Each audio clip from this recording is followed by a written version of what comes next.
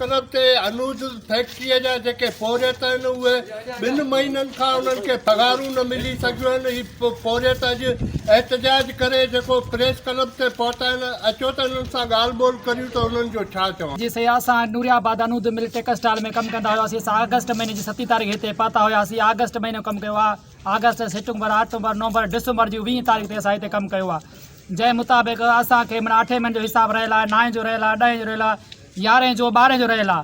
असां मिल वारनि खां पंहिंजो हक़ घुरियो आहे त हुननि जो राति जे पेट में पुलिस घुराई, असांखे ज़बरदस्ती पुलिस ड्रोड़ाए असांखे मिल मां कढियो आहे। असीं यको ॿार वेठा हुआसीं, राति जे पेट में असांखे कढी छॾियो। त हिन महिल असां हक़ घुरऊं था, को बि असां सां न ऑफिसर तावन था कनि, न मिल इंतज़ाम तावन थी करे, न को पुलिस वारा तावन कनि था। असांजी इहो मुतालबा खुदारा असां सां इंसाफ़ कयो वञे, असांखे रहियल पघारूं हिसाब किताब टोटल असांजो क्लियर कयो वञे।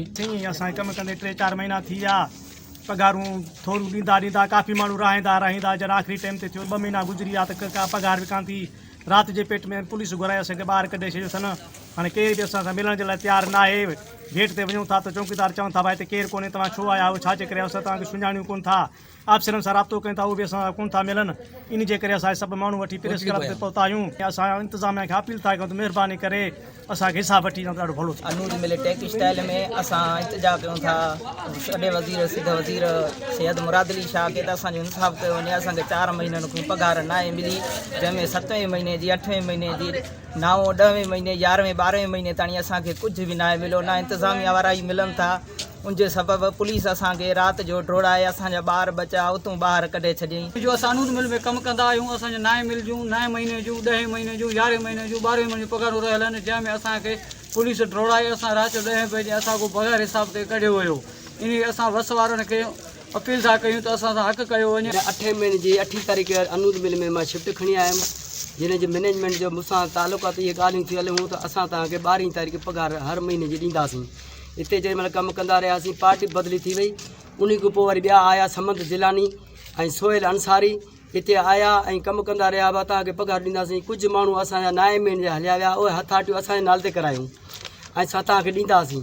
9 महीने जी पघारूं, 10 महीने जी पघारूं हथाटियूं ठही पियूं असांजे नाले ते करे छॾियूं। ऐं 10-11 महीने जूं कुल 60 माण्हुनि जो कमु कंदड़ हुआ, मां हुननि जो इंचार्ज हूंदो हुउमि।